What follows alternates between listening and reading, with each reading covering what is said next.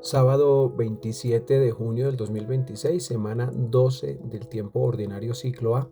Hoy vamos a meditar el Evangelio de San Mateo en el capítulo 8, versículos 5 al 17. En el nombre del Padre, del Hijo y del Espíritu Santo. Amén. En aquel tiempo, al entrar Jesús en Cafarnaún, se le acercó un centurión rogándole: Señor, tengo en mi casa un criado que está en cama paralítico y sufre mucho.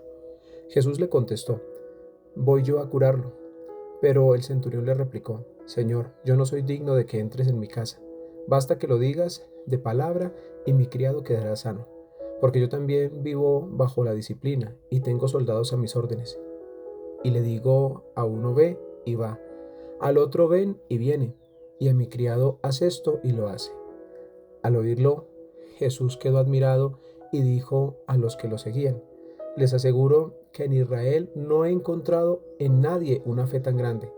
Les digo que muchos vendrán de oriente y de occidente y se sentarán con Abraham, Isaac y Jacob en el reino de los cielos. En cambio, los hijos del reino serán echados fuera, a las tinieblas. Allí será el llanto y el rechinar de dientes. Y dijo Jesús al centurión: Ve, que suceda como has creído. Y en aquel momento quedó curado el criado. Al llegar Jesús a casa de Pedro, encontró a la suegra de éste en cama con fiebre. Le tocó la mano y la fiebre la dejó. Ella se levantó y se puso a servirles. Al atardecer le llevaron muchos endemoniados. Él expulsó a los espíritus con su palabra y curó a todos los enfermos, para que se cumpliera lo dicho por el profeta Isaías. Él tomó nuestras dolencias y cargó con nuestras enfermedades. Palabra del Señor, gloria a ti, Señor Jesús. Queridos hermanos, querida familia, la fe que conmueve el corazón de Dios. Ese es como el tema de la reflexión para este día. Hay una pregunta que vale la pena hacernos hoy. ¿Qué es lo que más admira Jesús de mí?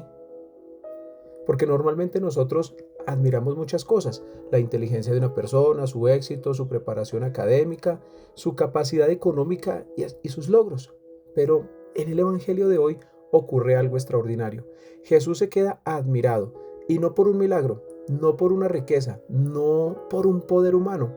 Jesús se admira de la fe de un hombre.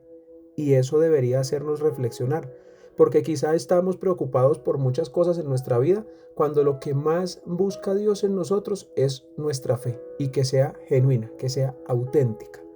¿Qué dice el Evangelio de hoy? Mateo nos presenta tres escenas unidas por un mismo tema: el poder salvador de Cristo. Primero aparece un centurión romano que pide por su criado enfermo. Luego Jesús cura a la suegra de Pedro y finalmente sana a numerosos enfermos y libera a muchos poseídos. En cada una de estas situaciones aparece una verdad fundamental: Cristo no permanece indiferente ante el sufrimiento humano. Se acerca, escucha, toca, sana, libera. Y todo ello anticipa la misión que Isaías había profetizado. Él tomó nuestras dolencias y cargó con nuestras enfermedades.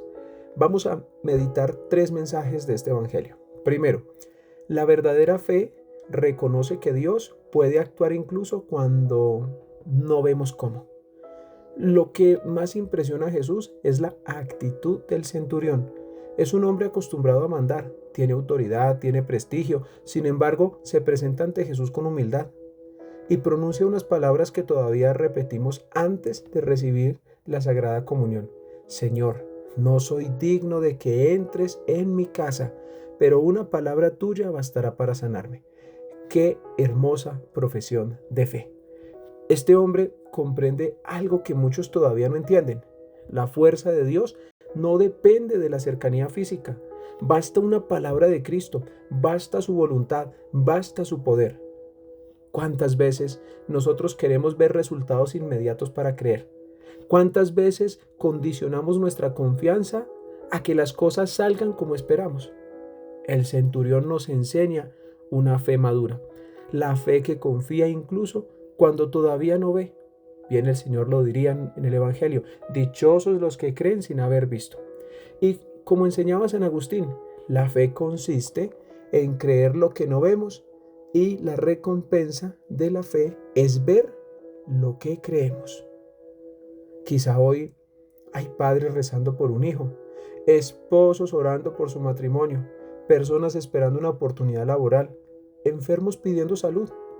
El Evangelio nos recuerda que Dios sigue actuando incluso cuando nuestros ojos todavía no perciben su obra. Segundo, la humildad abre puertas que el orgullo mantiene cerradas. Resulta sorprendente que Jesús encuentre una fe tan grande precisamente en un extranjero.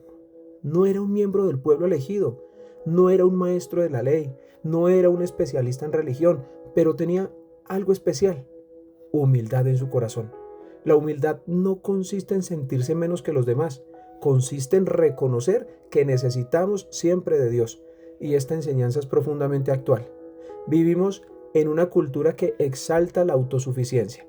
Parece que debemos resolverlo todos solos, que pedir ayuda es signo o muestra de debilidad, que depender de Dios es una señal de fragilidad. Sin embargo, el Evangelio nos muestra exactamente lo contrario. La gracia entra donde hay humildad. El Catecismo de la Iglesia, en el numeral 2559, nos enseña que la humildad es el fundamento de la oración verdadera, porque solo quien reconoce su necesidad puede abrirse plenamente a la acción de Dios. En Jesús de Nazaret, Benedicto XVI explica que el centurión percibe en Jesús una autoridad distinta a la autoridad humana, la autoridad misma de Dios actuando en el mundo, y por eso se abandona confiadamente a Él. Tercero, quien ha sido tocado por Cristo está llamado a servir. La curación de la suegra de Pedro contiene un detalle que fácilmente pasa desapercibido. Después de ser sanada, el Evangelio dice, se levantó y se puso a servirles. No se queda encerrada en sí misma. No utiliza la gracia recibida únicamente para su beneficio. La sanación se convierte en servicio. Y aquí encontramos una gran lección para nuestra vida cristiana. Dios nunca nos bendice solamente para nosotros, nos bendice para que seamos bendición, nos consuela para que consolemos, nos perdona para que perdonemos, nos ama para que amemos. San Juan Crisóstomo decía, nada hace al hombre tan semejante a Dios como hacer el bien a los demás.